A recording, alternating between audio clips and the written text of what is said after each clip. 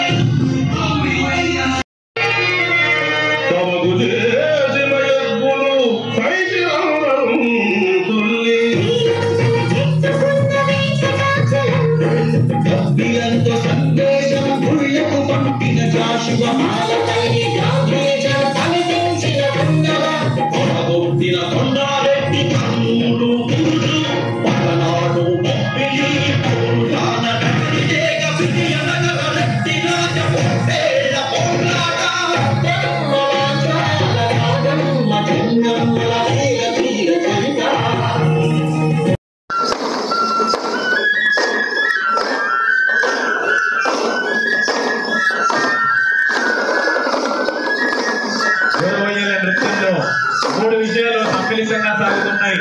చేతిలో డమరుకం, ఎడమ చేతిలో పిల్లల ద్రోవి, లయకు అనుగుణంగా పాదాల సొమ్మడి, మూడు కలగలిపినటువంటి జానపద నృత్యం గొరవయ్యల నృత్యం.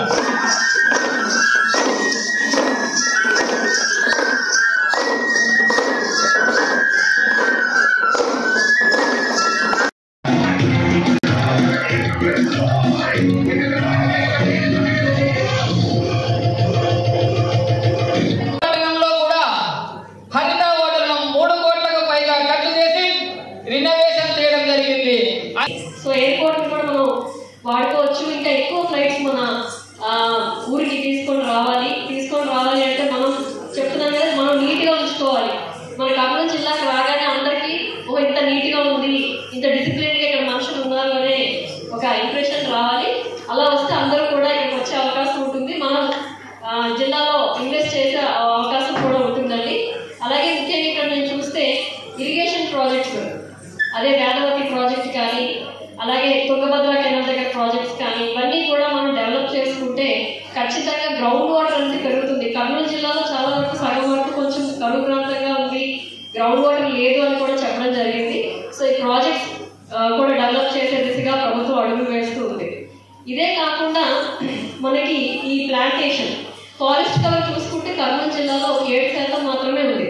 సో ఫారెస్ట్ కవర్ మనకి 33% ఉంటే మంచిది, 50% ఉంటే ఇంకా మంచిది. మీ అందరికీ తెలుసు, మొక్కలు ఎక్కువ నాటితే మనకి వర్షాలు సకాలంలో పడతాయి. మనందరం కూడా పాల్గొంటున్నటువంటి అనుభూతిని పొందుదాం. పెద్దలందరినీ గౌరవనీయ జిల్లా కలెక్టర్ గారు డాక్టర్ అట్టాడ శ్రీ ఐఏఎస్ మేనన్ గారి యొక్క అమృత హస్తాల మీదుగా జ్యోతి ప్రకాశం గావించబడుతూ ఉన్నది.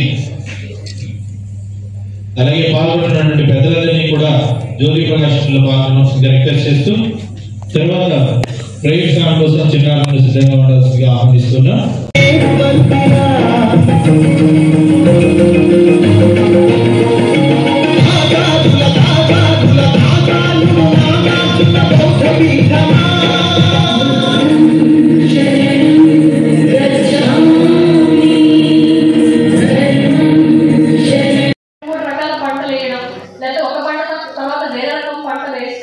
అది ఆ మట్టికి మంచిది, ప్లస్ ఆయనకి మంచిది. ఎందుకంటే అందరూ ఒకటే పంట వేస్తే రేపు పొద్దున దానికి డిమాండ్ లేకపోతే మన ట్రీట్మెంట్ ఎలా జరిగింది అలా జరుగుతూ ఉంటుంది. సో దాని మీద కూడా మన అగ్రికల్చర్ డిపార్ట్మెంట్ వాళ్ళు ఏంటి, వాళ్ళ ఆరోగ్యం ఏంటి అనేది ఆలోచించట్లేదండి. సో ఆర్గానిక్ ఫార్మింగ్ మంచిది రేపు పొద్దున, ఎందుకంటే మట్టి వల్లే. అలాగే